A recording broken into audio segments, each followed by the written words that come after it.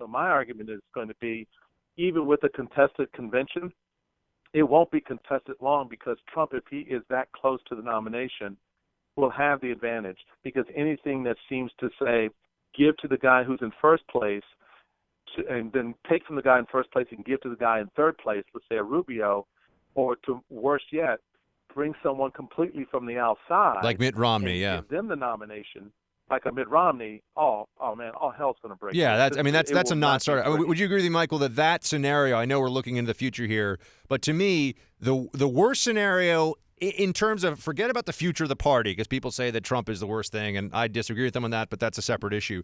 The worst scenario for the GOP, if the goal is to defeat Hillary Clinton in the fall, the worst scenario is that fractured convention where if Trump is number one, somebody else comes out of it, because I feel like Trump walks and maybe goes third party.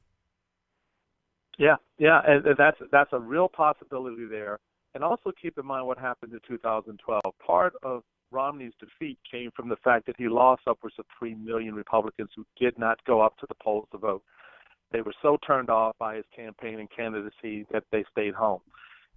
That number could balloon this year if the scenario we're talking about unfolds at the convention. You walk out of Cleveland with a party that is morally bankrupt, beat up politically, going into the fall election against Hillary.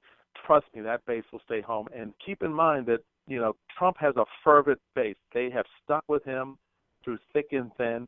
They continue to grow it, and those folks stay with him.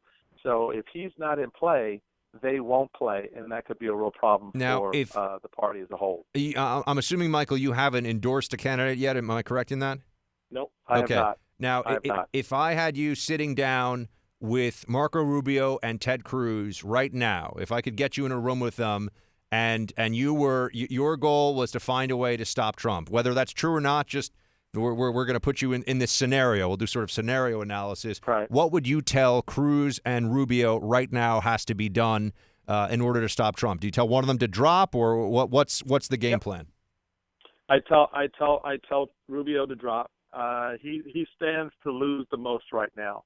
I don't see the pathway of his winning the Florida primary on next Tuesday, and he doesn't want to lose that. If he wants any political viability going forward, he has to take himself out at this point. He has no constituency.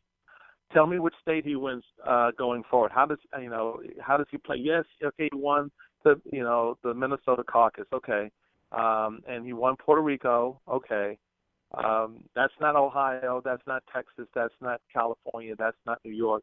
So the question for him is, who's your constituency that will rally around you in the succeeding states that will give you the numbers to be competitive?